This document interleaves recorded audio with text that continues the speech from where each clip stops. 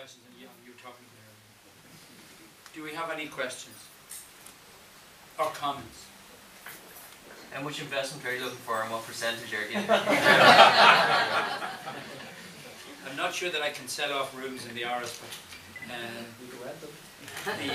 I can tell you that it's like starting a business.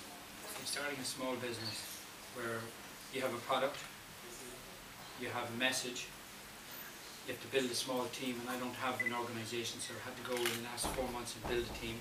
We're now building a team of volunteers in every part of the country who are coming together to go out, and I was in the sword shopping centre last week with a dozen volunteers from the area, and they came through the website SeanGallagher.com.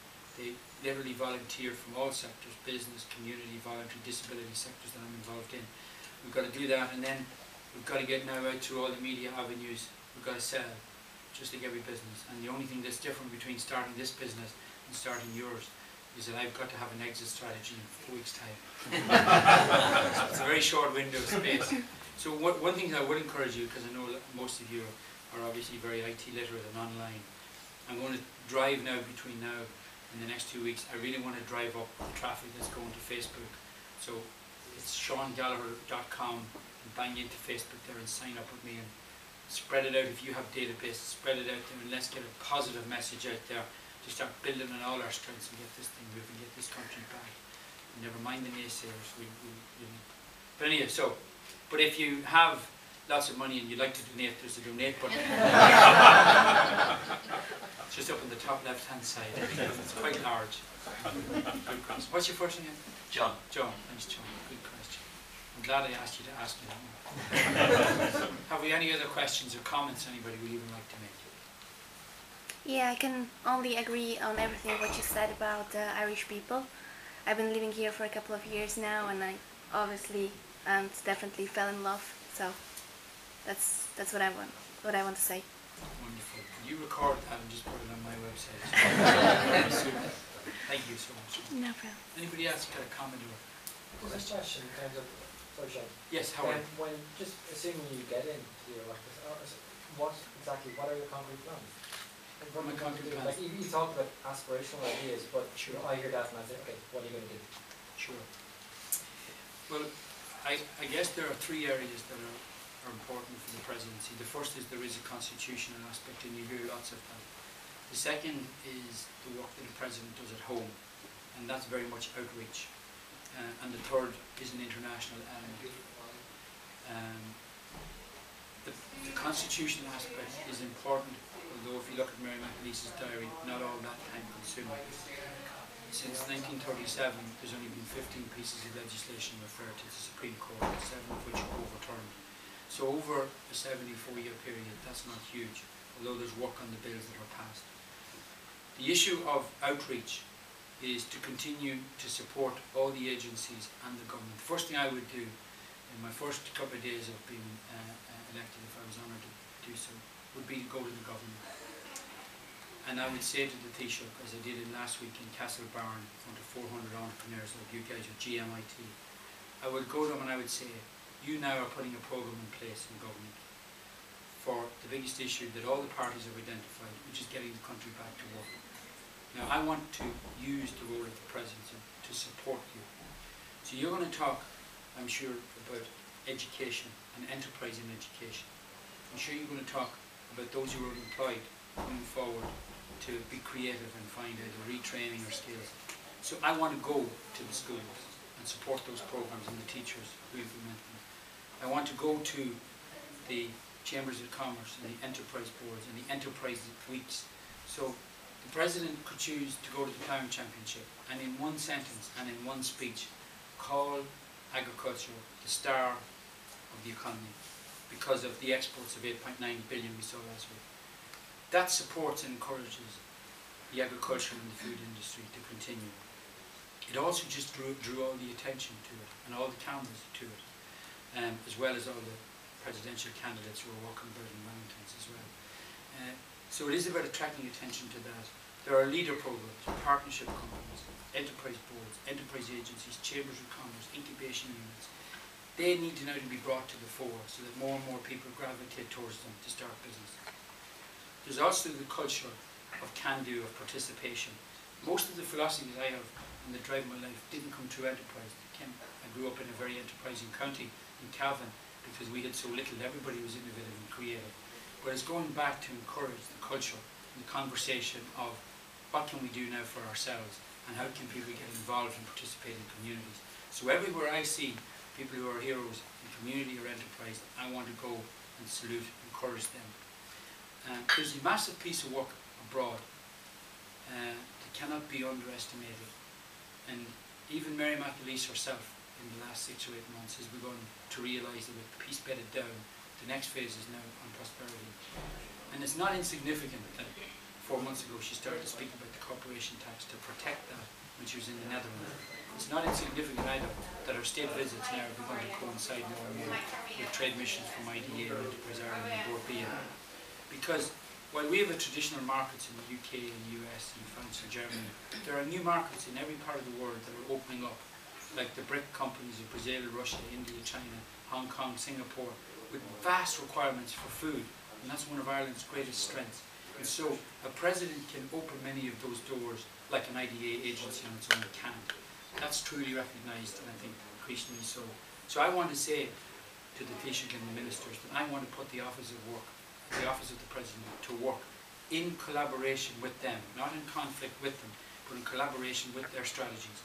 I can't come up with the strategy, that's not the role of the President. I'm happy behind the scenes to encourage and give my view as an entrepreneur.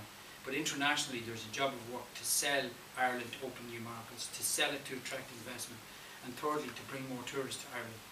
And you know, those are the 3 areas that Ireland needs to internationally excel on.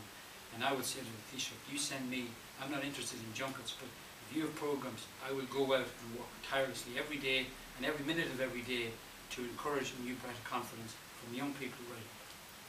It's the last part that I particularly wanted to hear. The first 2, everybody would expect to hear, but you're right, it has been neglected over the last number of years, and we need effectively to go out and appear our travel, go out to different markets, different countries, and beat our own drum and get people interested in our own country.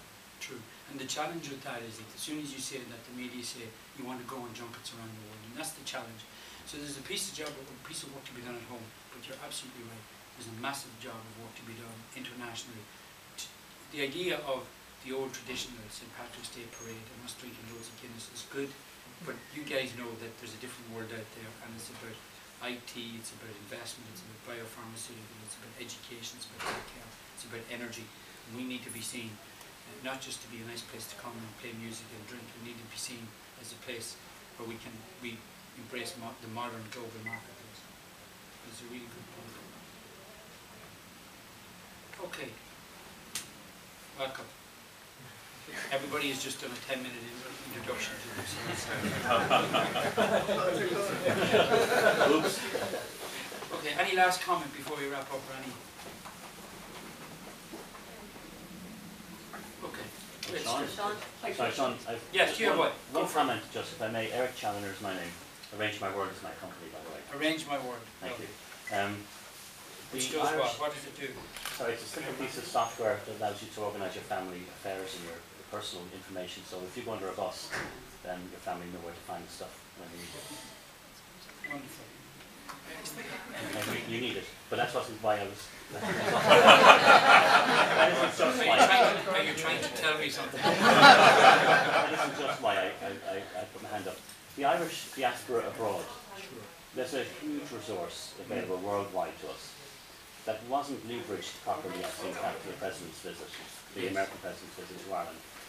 And I rather expected there to be a nationwide call going out from, not just from the Presidency or the government, but from us as people, to anybody that we know abroad, to say, come and visit us next year.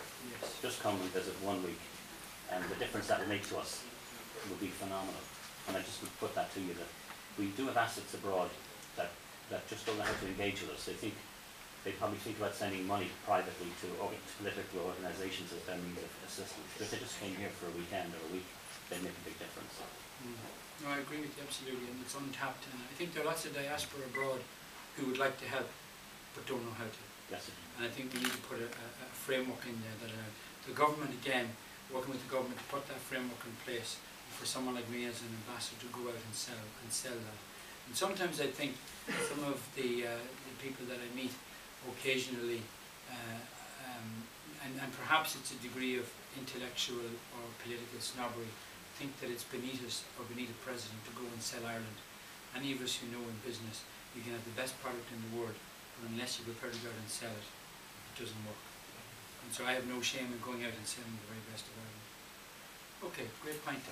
Yes, we have one. Ken McIntyre Barron from Commercial Excellence. We're a business consultancy that helps organisations grow, and we do executive search as well. But I'm just picking up on Eric's point about diaspora because it's become hugely topical. I don't know if any of you are familiar with a guy called Kingsley Aikens.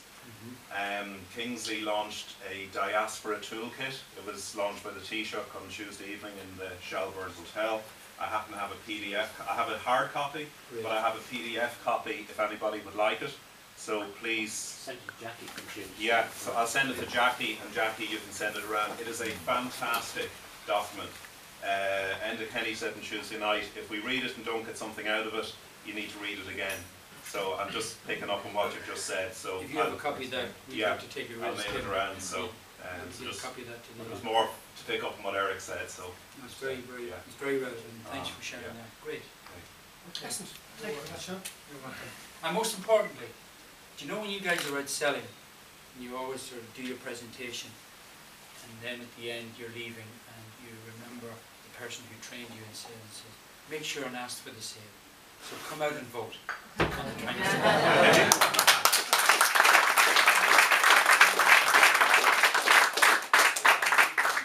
Just before we all go, I'd just like to say a very big thank you to Sean and his campaign team. They're absolutely fantastic and so approachable, so approachable, which I found fantastic. I'd also like to say thank you. We've got a few other guests here from the Fingal Dublin Chamber. Siobhan Moore, who's the president, Tony Lambert, who's the CEO, and then also the management and staff of the Enterprise Centre as well for allowing us to host this. Also a big thank you to everybody who's turned out as well, asked some great questions and got some great answers back as well. And to the staff of SNS Office Interiors, obviously, for making and helping me to organise this. And I'd just like to finish on the last point, which is Gallagher and August. And I'll finish by saying see you in the August. Yes.